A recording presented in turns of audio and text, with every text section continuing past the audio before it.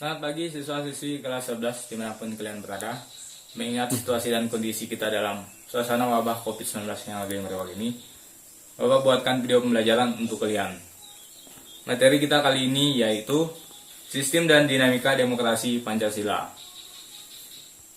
Bagian A, Hakikat Demokrasi. 1. Makna demokrasi. Memahami makna demokrasi sangatlah penting dilakukan supaya kalian tidak terjebak kepada penafsiran yang salah.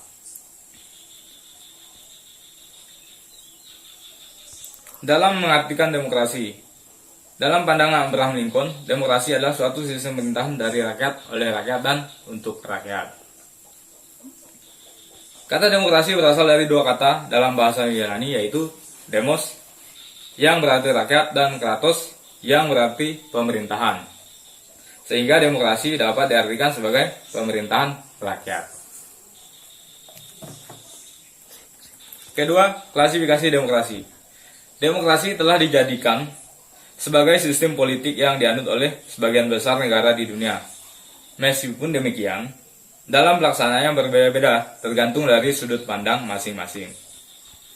Keanekaragaman sudut pandang inilah yang membuat demokrasi dapat dikenal dari berbagai macam bentuk.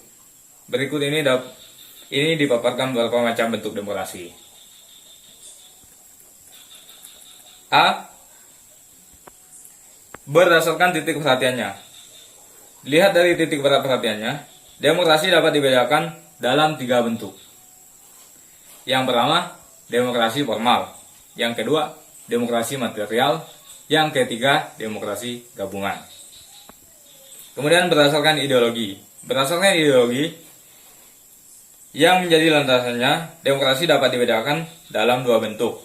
Yang pertama, demokrasi konstitusional atau demokrasi liberal. Yang kedua, demokrasi rakyat atau demokrasi proletar. Kemudian, yang C berdasarkan proses penyaluran kehendak rakyat. Itu dapat dibedakan menjadi 2. Yang pertama, demokrasi langsung. Yang kedua, demokrasi tidak langsung.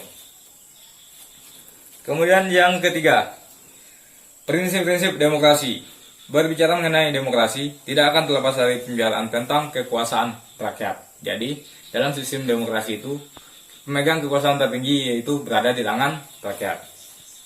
Seperti yang diungkapkan pada bagian sebelumnya, bahwa demokrasi merupakan pemerintahan dari rakyat, oleh rakyat, dan untuk rakyat. Adapun prinsip demokrasi sebagai berikut.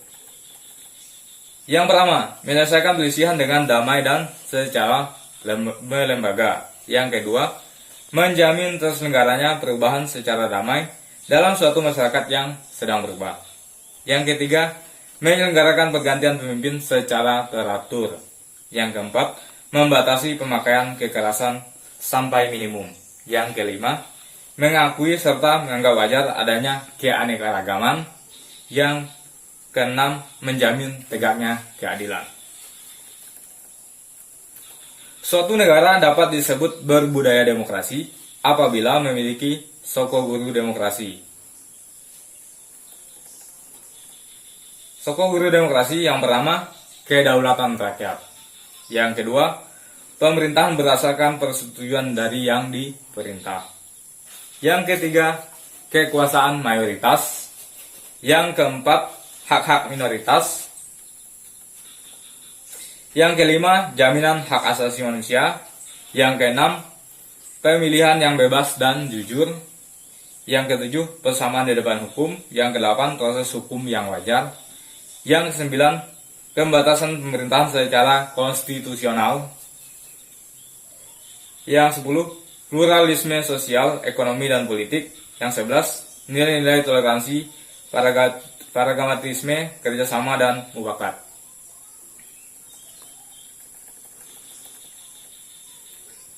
Yang B, dinamika penerapan demokrasi Pancasila. 1. Prinsip-prinsip demokrasi di Indonesia. Bagi bangsa Indonesia, pilihan yang tepat dalam menerapkan paham demokrasi adalah dengan demokrasi Pancasila. Paham demokrasi Pancasila sangat sesuai dengan kepribadian bangsa yang digali dari tata nilai sosial budaya sendiri. Hal itu telah praktikkan secara turun-temurun jauh sebelum Indonesia merdeka. Kenyataan ini dapat kita lihat pada kehidupan sebagian besar masyarakat Indonesia yang menerapkan musyawarah, mufakat, dan gotong royong dalam menyelesaikan masalah-masalah bersama yang terjadi di sekitarnya. Menurut Ahmad Sanusi, mengutarakan 10 pilar demokrasi konstitusional Indonesia menurut Pancasila dan Undang-Undang Dasar Negara Republik Indonesia tahun 1945. Yang pertama, demokrasi yang berketuhanan yang Maha Esa. Yang kedua, demokrasi dengan kecerdasan. Yang ketiga, demokrasi dengan kedaulatan rakyat. Yang keempat, demokrasi dengan rule of law.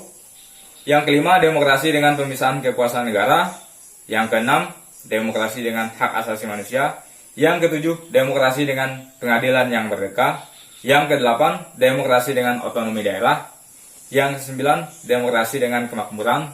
Yang kesepuluh, demokrasi yang berkeadilan sosial. C. Membangun kehidupan yang demokrasi di Indonesia. Pada hakikatnya, sebuah negara dapat disebut sebagai negara yang demokrasi apabila di dalam pemerintahan tersebut rakyat memiliki persamaan di depan hukum, memiliki kesempatan berpartisipasi dalam pembuatan keputusan, dan memperoleh pendapatan yang layak karena terjadi distribusi pendapatan yang adil, serta memiliki kebebasan yang bertanggung jawab.